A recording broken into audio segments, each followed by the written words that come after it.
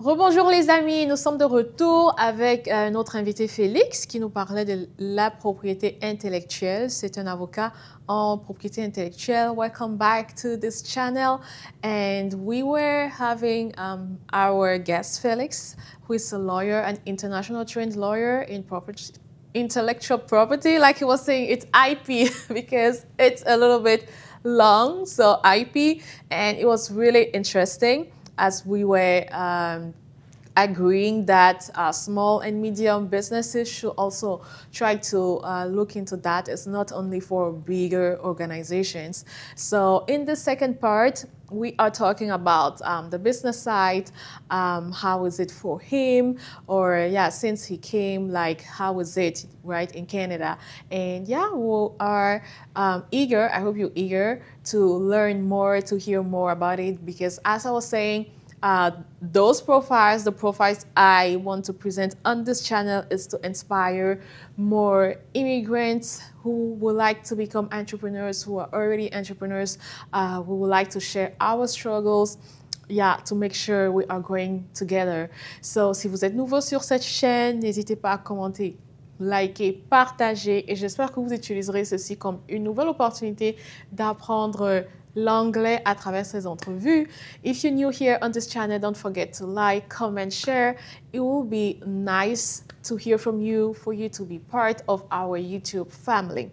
So we were talking about business, and yeah, we're happy to have Felix here in the second part. Welcome back, Felix. Thank you. How are you doing so far? Very well, very well. I love to share with you about myself, my business, about intellectual property. That is great. Yes, thank you very much again for your presence here. So we were talking about, so how did you find it? You know, first of all, like, do you have a 9-to-5 job, or you went straight to building your business? So I came here with a open work permit. So I came here without work at first. Mm-hmm. Of course, there are the options about, okay, starting your own business or going to employment. I think like most other immigrants here, I did not decide to start my own business right away. Yeah.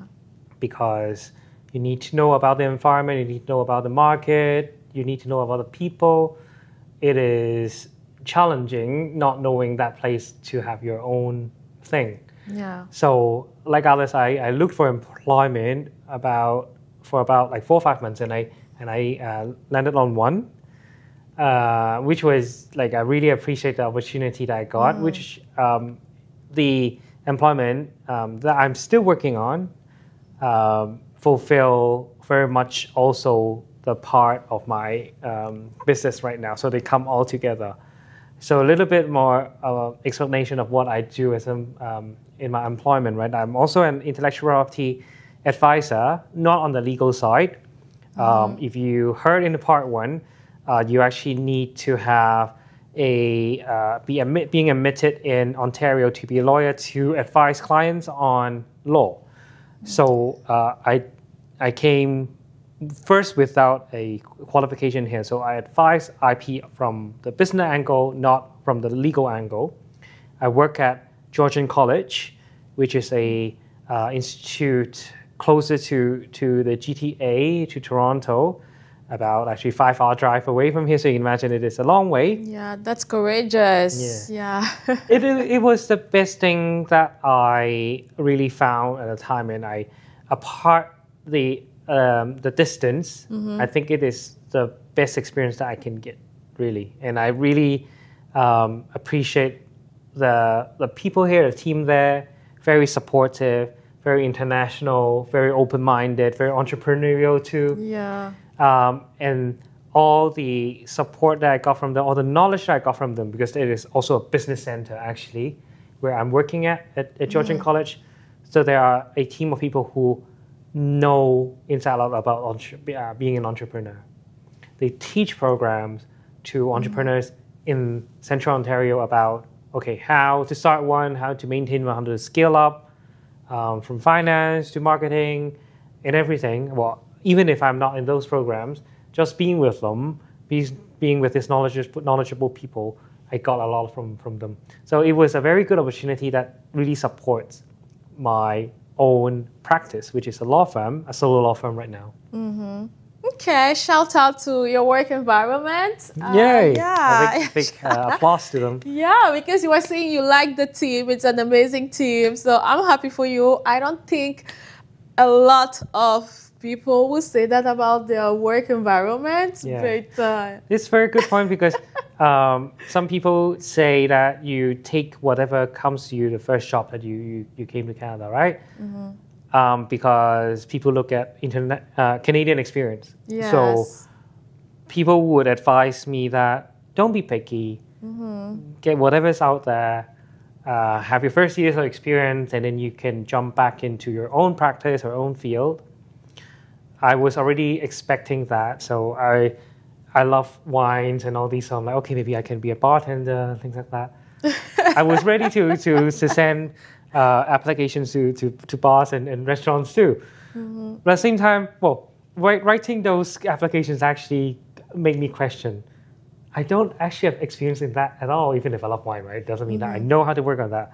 The only experience that I got from the last 10, 15 years is in intellectual property. IP. Yeah, it's an IP. So I cannot, if I have to persuade someone else, I need to persuade myself first. I need to tell myself that, I'm actually able to do something else. So in the end, I stick more to like the jobs that I'm more familiar with. More on the legal side, more on the intellectual property side, more on the business side. Yeah. So that explains why I got into this job. And there was a bit of luck in there too, of course, when that was available. Well, just a piece of advice. It might be true, but it might not also be true, like the Canadian experience part. So just want to say it again out there. Some other people's experiences will not be yours, right? Or should not be yours, like firstly. So if you think you can get more, right, just go for it. Because usually friends, family, they will tell you, as they told Felix, they do not always mean bad, right? They are speaking from their experience, but you can create your own experience. And I think with time, yes, maybe the economy has become a little bit hard, if I can say it like that. But I think with time, like me working in HR, people are more open. Like employers, they're more open to international experience. And especially in your domain like IP, I think like they're looking for people who experience. Like even if you didn't have at that time, or someone who just came doesn't have like the requalification, like lawyer, barrister, the experience matters. They're looking for people with experience. And I think for lawyers, I've seen they usually take like, as a legal assistant, at least it's a way for you to enter in the field and while you're looking for your requalification.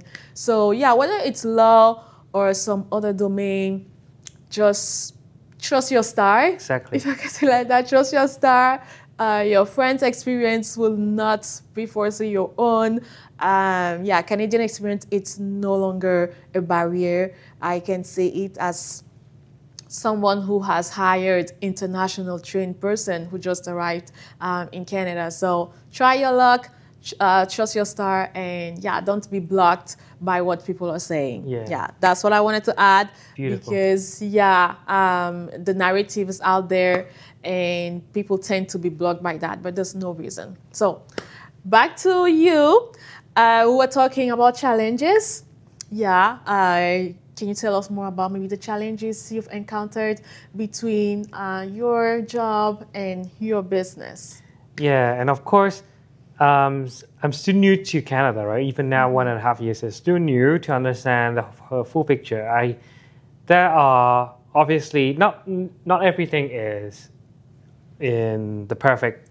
Well, like nothing is perfect. So there's always ups and downs in work and business. There are things that I need to adapt. For example, even if I say that Canada is a very welcoming country, very international, there's still different cultures. We're still talking about working with different group of people, having a different upbringing. You just need to put yourself in there. Sometimes sometimes I would have the confidence issue back then. Okay, I've done this networking with a group of Canadians, like Canadians who were born here. I don't feel that connection that much. I would start to question myself. Okay, did I do something wrong, or am I really fitting in? I have times about this having problems with my confidence too in that situation. That's very normal. Mm-hmm. But in the end, I think what I focus on is what I can bring to the table. I believe in diversity, not only just about being from different cultures, but also having different personalities. Just different persons in the team work best. Mm-hmm. So if it is a group of people, homogeneous people, I think it will not bring the uniqueness that much out. You need someone to trigger the thoughts. You need some different people to challenge the status quo. So I use that as a reminder to myself when I come to a group of people who look like, okay, they're already having a friendly bond. I don't know how to fit in. I always come in with an angle that, well, I don't actually need to. Sometimes I don't need to fit in the sense that I don't need to be like them exactly. Mm-hmm. I will raise questions. I'll talk about my background, talk about what I know or what I don't know, and have these conversations as a starter. And then people will start to realize that, yeah, okay, even if I'm not from Canada, I have my own experience that would support what I do too. I have actually a very wide exposure to other things, how international communities work. Yeah. I've experienced about how to work in teams across the world. These things are something that you don't, well, if you're working in a local company, they don't usually have that. So I think people would appreciate this. And I try to use this as my own IP. And I think all of the audience can also think about, even if you're coming new to Canada, your own uniqueness that can bring to the table. Yes. Okay, that's interesting. And you were also telling us, like when we were discussing together, you were telling us about to separate, like how was it being to separate since the job and the business are a little bit like the same scope. How is it to separate both at the end of the day? Yeah. So I am lucky in a way that I have this employment which is about IP, very similar to what I practice privately as an IP legal practitioner. Mm-hmm. We have to be careful, of course. Like, you still have an employment. You don't want to mix things up. You don't want to give an impression that, okay, you're starting your own thing. You're confusing all these matters. Mm-hmm. You're trying to get clients from places that you're not supposed to get. That is something that I have to be very careful about. The conflict of interest there is. Yeah, the conflict of interest. So I always, I'm very clear to. First of all, I'm very transparent to the team, to my supervisor that, well, if I have my own, if I have my own practice, the clients I get will not be the clients of the college. Those are advising, because those come in with free resources, so I'm not taking them to be my own clients, right? And I also need to pay extra attention to give this idea and give this confidence to people to say that, well, I am having two roles and I support you from both sides, but I need to make it clear where the line is drawn. Yeah. So that is the downside of having very similar kind of employment and your own practice. If you don't have, if it is very separate, then it's great. If I'm working as a bartender at night and I do a IP practitioner during the day, maybe that is easier when it comes to, okay, where to draw the line. Yes. But now for me, it is, it just need to pay a little bit more attention. Yeah, I guess there's attention to details, And sometimes, like, I don't know if maybe you use technology a lot in your domain, but sometimes I feel like, especially if you use the same softwares, for the school and for Because in some employment, some 9 to 5s, you still have a supervisor, but you are independent, right? So you can decide to use maybe the same softwares or stuff like that. It's easier to get things mixed. So you have to be very careful. Luckily, I have my legal background, I have my IP background. I know how data is important. I know how to keep things confidential. And it's always at the back of my mind. So every action that I take is very cautious when it comes to that. I will not, for example, transfer client files to my own email, for example. That is something that we always speak of. Even if you don't have a bad intention, it's just maybe just out of convenience, I will not do that because that is, as you know, it could be malpractice, it could be something that just raise suspicions. Right? You didn't expect happens. Exactly. Yes, but anyway, I guess you've been practicing for a long time. Maybe it's like beginner's mistakes. But that can happen. But you will win if you are extra careful. So how do you use technology in your domain? Like, what's the place of technology in your domain? Everyone is talking about AI. Of course, I'm also looking very much into AI. And I take it as a good support of my work.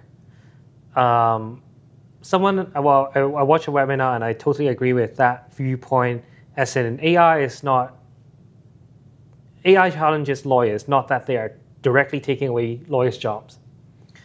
It is that people are customers are having expectations that they can ask legal questions to ChatGPT, right? Then write a contract with just a few clicks. And they will have the expectation that, you have to be quicker, you have to be cheaper, you have to add more value. So that's why I'm also taking technology into my practice, as in making my work more efficient, making my work more accurate, and try to focus on the value adding. For example, I write contracts, and I've been writing contracts for 15 years. And at first, we're always like, word by word, that kind of review, right? And now there are some technologies that can really help you make it much more faster. They will suggest, what is the best situation for you? They will compare with other templates to see if it is right or wrong. At least with that, you can save a lot of time for your clients, and also you can justify the time you spend on the work you do for your clients. The cost. So I treat AI and technology in general as my assistant. I'm a solopreneur. I need this assistance from people. I don't have an intern for me. I don't have a junior lawyer to work with me. So this technology actually is the advantage that I can maintain. Okay, so maybe it will not take lawyers' jobs away, but do you think it's taking, just to complement what you were saying, because people will go and Google it or put it into ChatGPT, is it taking clients away? Or they're like, maybe, I can do this and you do that, but it reduces the work that you do, so it reduces the pay that you get.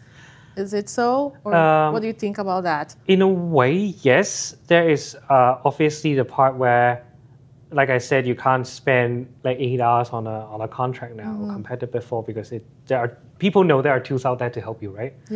So you have to squeeze a little bit, but also because you're really using the tools, you have extra time left. And what you're focusing on is on the strategy. The strategy.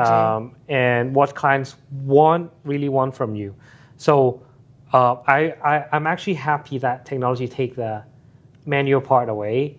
Even if I enjoy writing contract in a way, I think AI should do that. I don't think it is worthy to spend 3 days to look at a contract and then spend 3 months to negotiate a contract to come to a conclusion.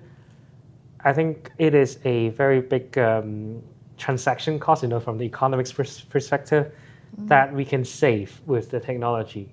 So that's why, if it's possible, let technology do this groundwork, and we focus on the why, and focus on the how as in what gives the business more advantage into that. than just the tiny little bit of stone. So. Yes, but there will always be the human aspect, like you said, like negotiation. For example, ChatGPT cannot negotiate for a client, or maybe it will give them the tools to be like, when you get to the client, you say this or that. But it's not everyone that can. Anyway, I feel like the knowledge is the knowledge, right? Someone who has been practicing for years, you cannot be the same even if you take the answers from ChatGPT. Yeah, I think the difference is ChatGPT or generative AI is good at gathering data and knowledge, the knowledge part.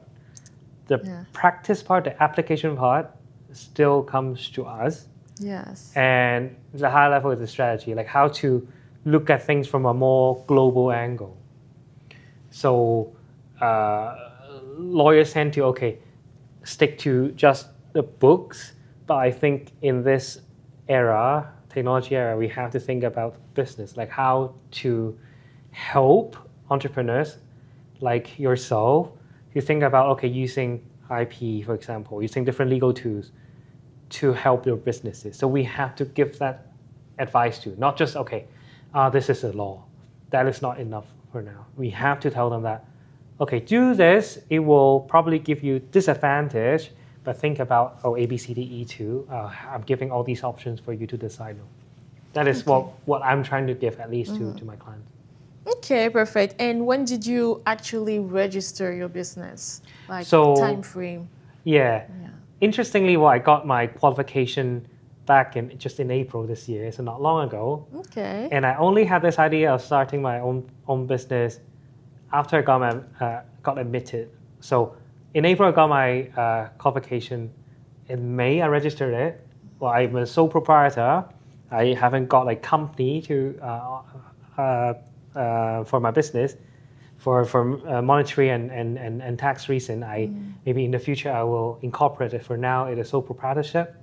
And then I soft launched it around late June, early July. So it's now in a good traction and a good level now.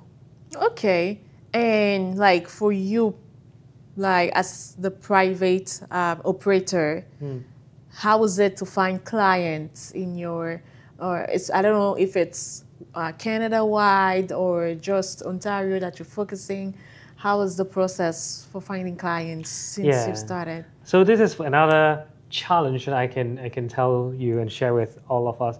I think for lawyers, we were never trained to think about business. Yeah.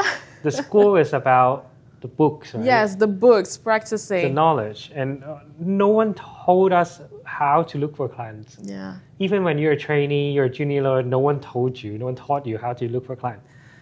And I am still learning every day. I have been learning so much after I started my own business. I never thought about these things. Clients, positioning, marketing, what kind of value you want to bring, learning about business canvas, all these. I only learned about these in the past 3-4 months, really. And when you ask this question, how do I look for clients, I would jump one step back because I actually asked a lot this question to myself. Who do I actually want to approach first? At first, I would be like, I can, just anyone who wants my service. That is useless, right? That's not hope. Yes. And then after you come into business, you need to, I actually need to find a persona, right? The person who would love your business. And I found mine.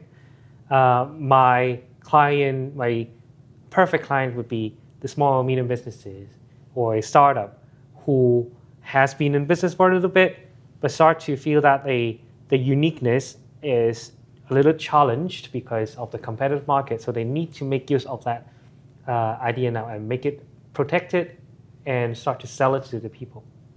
So those are the target groups that I have.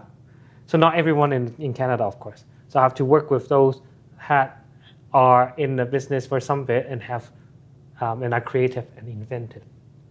And knowing this client group, I will go to wherever they are. That means, for example, for immigrant entrepreneur, that is a good group of people because they are all having different IP from around the world and coming here to start their own business.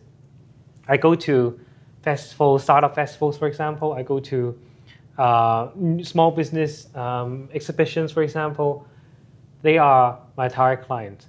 And I still need to narrow it down to those who really believe in the value of themselves, believe in the values of their ideas. Yes, definitely. Those are the ones that I would love to talk to. Okay. But just for my knowledge, I guess, you can still practice in Hong Kong, right? Now I don't practice as much because the cost of practicing in different countries is that you need to set up a business as well as getting the insurance.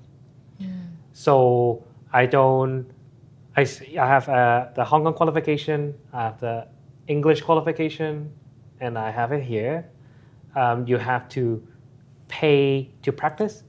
I did not renew the Hong Kong one because I'm not there. I also don't want to pay for insurance that for so far nothing. away. Yeah. So I still maintain my English one. So my clients and the areas I can practice is Ontario and Canada. In Canada, when it comes to IP, Ontario when it comes to other common law, and England and Wales. Okay. Okay, well, I'm happy for you. Thank you. So, and with some 2 or 3 questions about immigration lifestyle. Yeah. So, what was maybe your shock aside from the cold? Yeah, What the was cold your is a big one. No, I mean more like socially wise, cultural wise. Like, what was one of your biggest shock when you came to Ontario?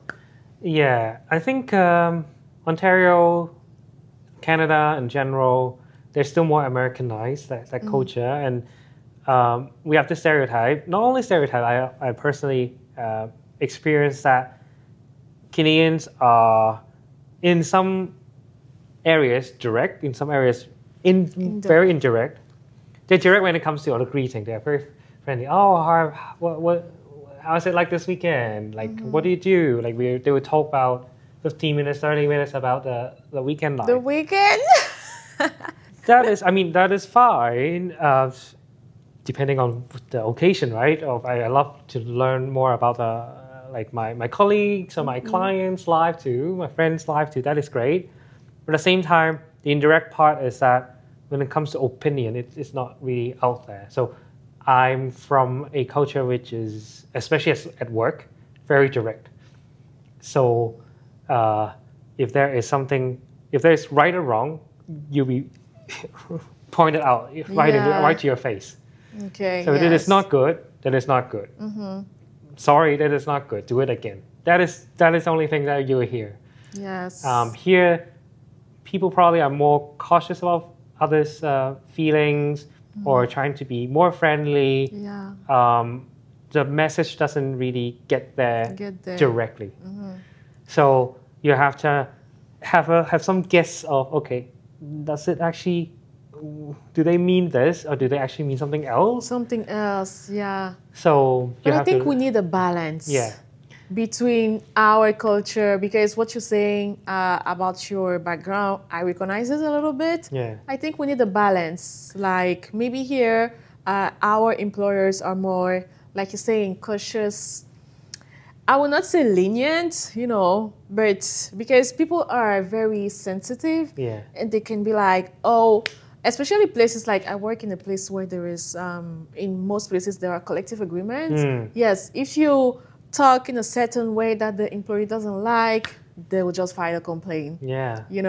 So I think in everything honestly, we need like a balance. Yes. Yeah. We need a balance, and also in a lot of situations, it's not about good or bad, right? Both, it's just different cultures. Of course, there are scenarios where it's harassment. Of course, that is not okay anywhere in the world.